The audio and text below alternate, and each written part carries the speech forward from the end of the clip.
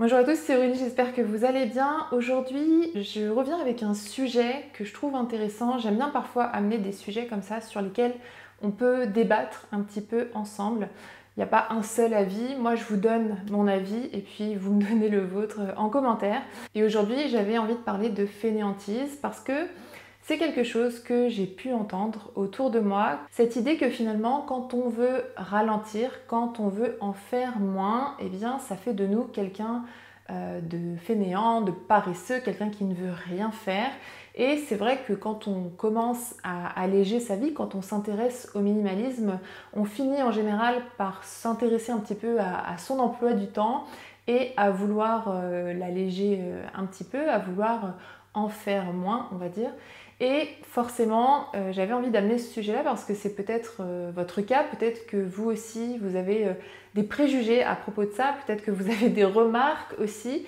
Donc voilà, la question du jour, c'est est-ce que quand on veut en faire moins, quand on veut ralentir, quand on veut alléger un petit peu son emploi du temps, est-ce que ça fait de nous quelqu'un de fainéant?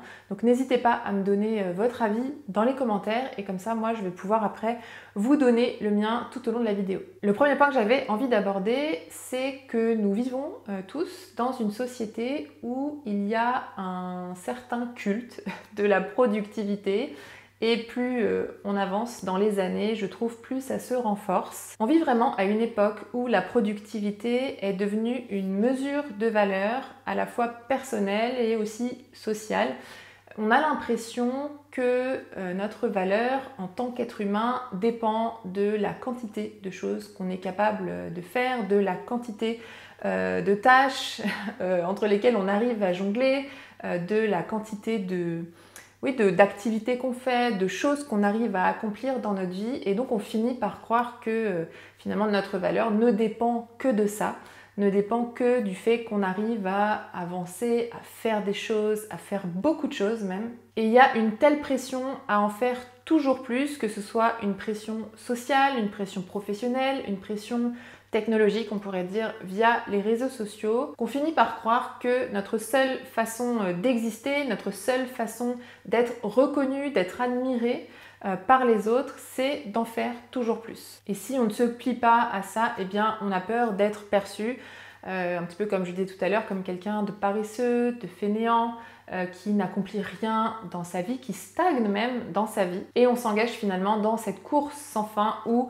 on veut en faire toujours plus, sauf que la plupart des personnes qui s'engagent dans cette course finissent à un moment donné par s'épuiser, que ce soit physiquement ou mentalement. Et ça peut mener même certaines personnes à la dépression, au burn-out ou à un sentiment de vide existentiel. Donc je trouve que c'est intéressant de s'interroger sur la viabilité de cette productivité, en tout cas telle qu'elle nous l'est présentée par la société sur du long terme. Est-ce que c'est vraiment quelque chose qui peut nous rendre heureux et épanouis de manière durable? Dans la deuxième partie, on va voir pourquoi on peut décider de ralentir un petit peu le rythme, d'en faire moins. Et donc à mon sens, quand on décide justement de ralentir un petit peu, c'est pas forcément qu'on est paresseux, qu'on a la flemme, qu'on ne veut rien faire. Alors ça peut, je pense, être le cas pour certaines personnes, mais globalement, c'est pas du tout ce que j'observe autour de moi, ni dans ma propre vie. Certaines personnes, et c'est mon cas, décident de ralentir pour s'inscrire, on va dire, dans une forme de recherche de sens, en tout cas de plus de sens, comme une forme de recherche de sagesse, en quelque sorte. Parce qu'en ralentissant, on peut mieux vivre pleinement chaque instant, plutôt que de passer d'une tâche à l'autre rapidement. On peut prendre le temps de savourer les expériences qu'on fait, d'aller dans les détails aussi. Alors bien sûr, on ne peut pas faire ça tout le temps dans les vies qu'on a et puis on a des obligations, etc. Donc là, je parle vraiment de certaines expériences. Je ne dis pas qu'il faut ralentir à tous les moments de sa journée, mais c'est vrai que quand on prend le temps de faire certaines choses, eh bien, on arrive, je trouve, à mieux s'imprégner, à mieux profiter, à ressentir aussi toutes les émotions qui peuvent être liées à certaines expériences. Et je trouve qu'on a une meilleure compréhension de soi, des autres, du monde. Et ça amène à une forme de sagesse, puisque quand on comprend mieux le monde qui nous entoure, quand on comprend mieux notre propre fonctionnement, eh bien, on peut développer une forme d'intelligence émotionnelle, relationnelle, et donc on s'adapte mieux à notre environnement. Le fait de ralentir, ça nous offre un espace de réflexion. Finalement, quand on fait les choses un petit peu rapidement, quand on passe d'une tâche à l'autre, eh bien, on fait les choses un petit peu de manière automatique, de manière un peu robotique, et on n'a pas tellement le temps de prendre du recul sur ce qu'on vit, sur ce qu'on ressent, sur ce qui se passe en nous ou pour les autres. Alors bien sûr, encore une fois, parfois on est obligé d'aller vite et ralentir finalement, c'est une forme de luxe aussi.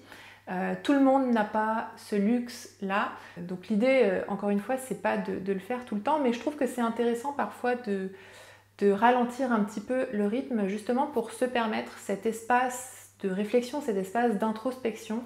Parce que c'est aussi comme ça qu'on apprend, qu'on évolue dans notre vie, c'est en tirant un petit peu différents enseignements, des expériences qu'on fait, des relations qu'on entretient. Et c'est vrai que pour moi, le fait d'évoluer, de grandir, d'apprendre des choses, c'est extrêmement important. Ça fait partie des valeurs qui sont importantes pour moi. Après, je sais que ce n'est pas le cas pour tout le monde, mais en tout cas, si pour vous aussi, c'est important d'apprendre, de grandir, je pense que ça peut être intéressant de ralentir un petit peu parfois. Une chose qu'il est à mon sens important de faire, c'est de redéfinir la notion de productivité. Parce qu'aujourd'hui, on nous vend, enfin en tout cas la productivité est définie par le nombre de tâches qu'on arrive à accomplir, le nombre de projets qu'on arrive à achever, le nombre d'heures de travail qu'on fait. Mais cette définition, je pense, parfois nous embarque un petit peu dans une course effrénée où on veut forcément achever tout un tas de tâches, de projets, où on veut cocher des cases parce qu'on a tellement de choses à faire, tellement de choses à accomplir. On a l'impression aussi que c'est ça qui va faire qu'on a une vie réussie, qu'on a réussi sa vie. Et je pense que parfois, ça peut se faire au détriment de notre qualité de vie, au détriment de notre bien-être. Et donc, pourquoi pas redéfinir cette productivité et ne plus seulement la définir par la quantité de travail, d'heures, de tâches, etc., mais aussi d'y ajouter peut-être de la qualité de notre présence par exemple quand on fait quelque chose, ou la qualité de ce qu'on crée également. Alors bien sûr, c'est pas toujours possible par exemple dans notre travail parce qu'on n'est pas forcément seul décisionnaire, mais on peut faire ça dans nos relations, dans notre vie personnelle, dans notre vie familiale. Et donc en se recentrant comme ça sur la qualité et en donnant un peu moins d'importance à la quantité, on va pouvoir concentrer notre énergie, notre temps sur des activités qu'on aime bien, des relations aussi qui apportent vraiment de la valeur à notre vie.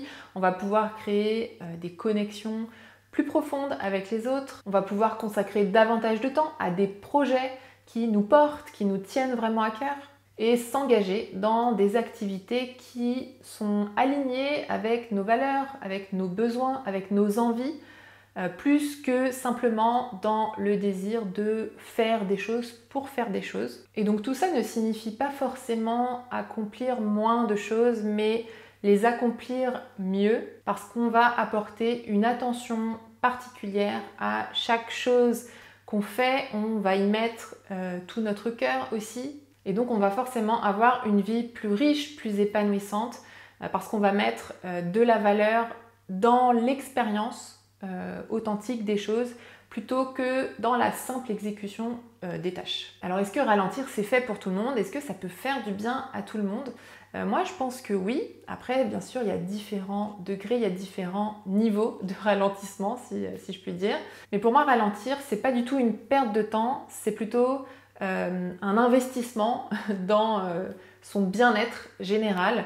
C'est un investissement pour notre santé mentale, notre santé émotionnelle, notre santé physique aussi, parce que ralentir, ça permet aussi de diminuer le stress qu'on peut ressentir. Donc je pense que ça peut faire du bien à beaucoup de monde. Après, pas forcément au même degré. C'est sûr que je pense que si vous êtes par exemple sensible, voire hypersensible, si vous êtes plutôt introverti, c'est-à-dire que vous avez besoin de moments seuls pour recharger vos batteries, vous aimez bien faire vos petits trucs, vos activités seules dans votre coin, ça vous fait du bien. Si vous êtes aussi assez sensible au stress de la vie, globalement, si vous êtes plutôt anxieux ou anxieuse, je pense que ralentir, ça peut vraiment vous faire du bien. Mais si vous n'êtes pas tout ça, je pense que ça peut aussi vous faire du bien. À chacun d'adapter les choses à sa personnalité, à son tempérament, à ses envies aussi. Donc en conclusion, vouloir ralentir, vouloir en faire moins, c'est pas forcément un signe de paresse, de fainéantise. Ça peut être aussi une recherche de sens, une quête d'une forme de sagesse, une volonté aussi de se reconnecter davantage peut-être à ce qu'on vit dans l'instant, de se connecter peut-être plus profondément aussi aux personnes qui sont autour de nous, aux personnes qu'on aime. Donc pour moi, c'est juste un choix de vie, une décision consciente qui est liée au fait de bien se connaître et de savoir aussi ce qui nous fait du bien. Donc je vous invite à tester, à essayer de ralentir peut-être un petit peu dans votre quotidien. Si vous le faites déjà et que vous vous sentez peut-être jugé par les autres, eh bien essayez de réfléchir aussi aux raisons peut-être pour lesquelles vous avez besoin de vivre ce mode de vie-là et je pense que ça vous permettra de faire davantage abstraction du jugement ou peut-être que vous pouvez aussi expliquer aux autres pourquoi est-ce que vous avez décidé de vivre de cette façon. Si vous avez aimé cette vidéo, n'hésitez pas à la liker. Comme je vous l'ai dit au début de la vidéo, vous pouvez aussi me donner votre avis dans les commentaires. Ça m'intéresserait d'avoir votre avis sur cette question. Est-ce que le fait de ralentir, de vouloir en faire moins pour vous, c'est une forme de paresse, de fainéantise, de personnes qui n'ont pas envie d'accomplir quoi que ce soit? Je pense que ça peut être intéressant d'en discuter avec voilà, de la bienveillance, de la compassion, de l'empathie si possible et non pas en jugeant les gens qui ont décidé de vivre comme ça. Je pense qu'on est tous très différents et c'est important aussi d'accepter que les gens ne sont pas comme nous. Je pense que c'est ce qui crée aussi la richesse de notre monde. Si on était tous pareils, je pense qu'on s'ennuierait énormément, même si parfois, moi aussi, je me dis que ce serait plus simple si les gens étaient comme moi. Et puis, en fait, dans l'expérience, dans les interactions que je peux avoir avec les autres, je trouve ça toujours très riche d'avoir des gens qui sont très différents. Et ça permet aussi, je trouve, de mieux se connaître parce que des fois, on voit des gens et on se dit « Tiens, moi, je suis pas du tout comme ça. Ah, tiens, finalement, comment je suis ?» Voilà, la différence nous incite aussi, nous, à mieux nous comprendre. Donc voilà, je trouve que c'est vraiment une richesse. Donc merci d'avoir regardé cette vidéo. Merci d'être présent aussi sur cette chaîne depuis longtemps, ou peut-être un petit peu moins longtemps. Bienvenue aussi à toutes les personnes qui nous ont rejoints récemment. Si vous ne le savez pas, avec Yuri, on a créé un guide pour vous aider à alléger votre intérieur et simplifier votre vie. Donc si vous avez envie de faire un petit peu de tri chez vous, d'alléger un petit peu votre espace de vie parce que vous vous sentez un peu stressé, oppressé par peut-être tous les objets qu'il y a chez vous. Vous pouvez le télécharger gratuitement en cliquant ici ou sur le lien qui se trouve juste en dessous de cette vidéo. Et moi je vous dis à très bientôt pour une prochaine vidéo. Salut!